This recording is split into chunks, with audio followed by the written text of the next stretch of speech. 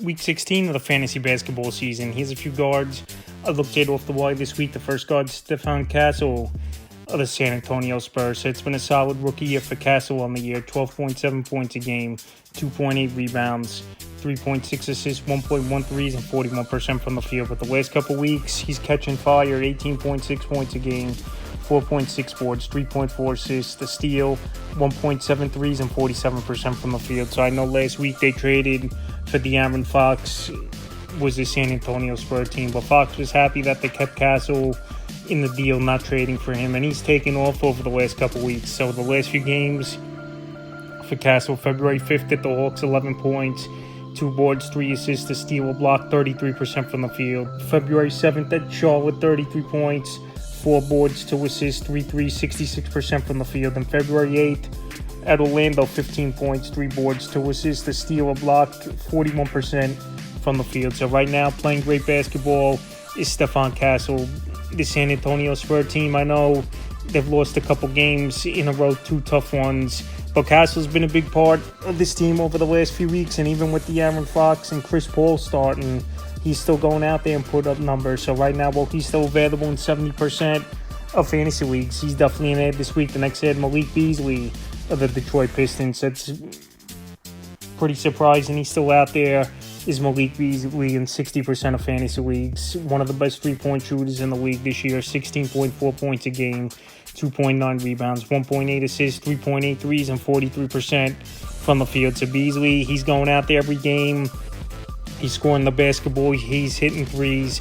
And he's been a big part of this turnaround this season for the Pistons. February 5th versus the Cavs, 2 points, an assist, a steal, 12% from the field in a down game. February 7th versus the Sixers, 36 points, 3 boards, an assist, 9 threes, 56% from the field. And February 9th versus the Hornets, 17 points, 2 rebounds, 2 steals, 5 threes, 37% from the field. So Beasley, we know he's a streak shooter. That's why the field goal percentage isn't good. But if you need 3-point shooting and scoring of the basketball, he's obviously bringing that, and he's getting good starting minutes, playing anywhere from 25-30 minutes a game as Beasley as a starter, and some off the bench at times for this Piston team. So right now, well, he's surprisingly still out there in 60% of fantasy leagues, and he's a 3-point specialist.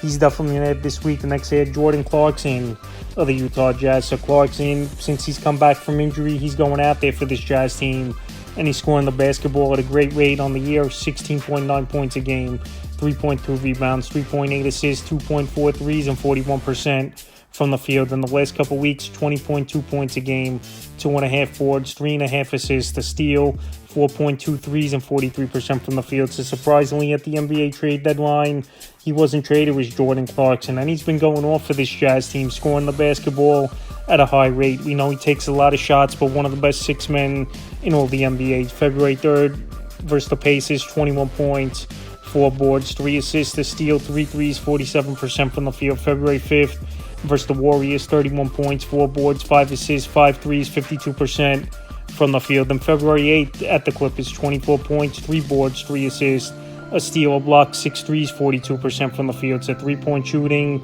scoring the basketball, and a decent rebounder and assister. So he's giving fantasy owners about 3 or 4 categories is Jordan Clarkson. And he's playing big minutes off the bench, 30, 35 minutes a game. So for Clarkson as well, it's surprising he's out there in 64% of fantasy leagues. Next guard, Max Christie of the Dallas Mavericks. So Max Christie, I think it's going to be good for him with this Dallas Maverick team, out there in 75% of fantasy leagues, and he's played well all season long with the Lakers, and now in a few games with the Mavs on the year, 9 points a game, 2.9 rebounds, 1.5 assists, 1.4 threes, and 45% from the field. But the last couple weeks, 13.4 points a game, 4.3 boards, 2.7 assists, 2.3 threes, and 48% from the field. So Christie, he's a good role player, good glue guy, and he does a little bit of everything. February 4th at the Sixers, 15 points, 9 boards, 3 assists, a steal, 4 threes, 62% from the field. February 6th at Boston, 15 points, 6 boards, 4 assists, a block,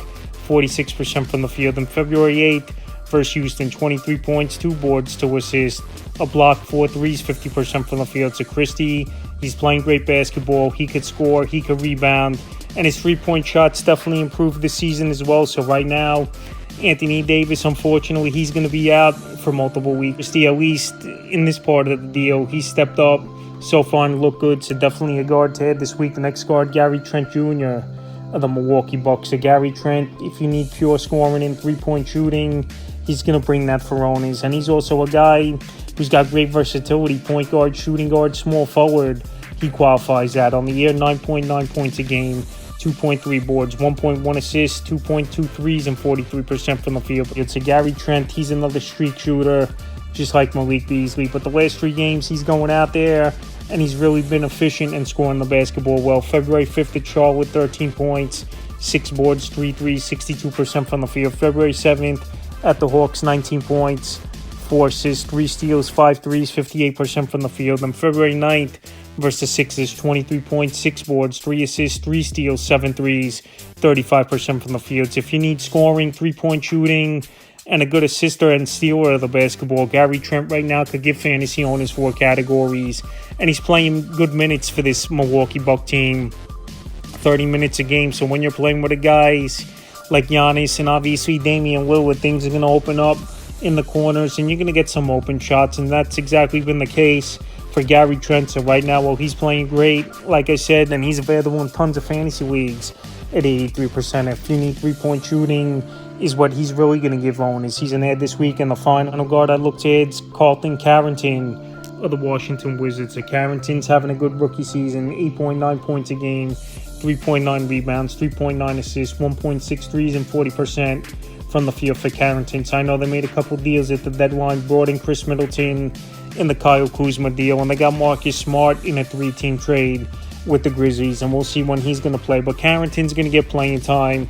Obviously, this Wizard team, they're going nowhere. They traded most of their veterans off, Valanciunas as well, at the deadline, and Carrington's getting an opportunity now playing big minutes, 30, 35 minutes a game, and he's made the most of it. February 5th at Brooklyn for 16 points, 4 boards, 10 assists, a steal, 4 threes, 62% from the field. February 7th versus Cleveland, 13 points, 4 boards, 3 assists, 3 threes, 55% from the field. And February 8th versus Atlanta, 23 points, 4 boards, 7 assists, a steal, 5 threes, 69% from the field. So Carrington out there in tons of fantasy leagues right now at 84%. And we see this a lot after, obviously, the NBA trade deadline and teams that are out of it. These rookies really start to get major minutes, and that's what it's going to be for Carrington. So right now, playing good basketball out there in a lot of leagues, and he could give fantasy owners 3 or 4 categories.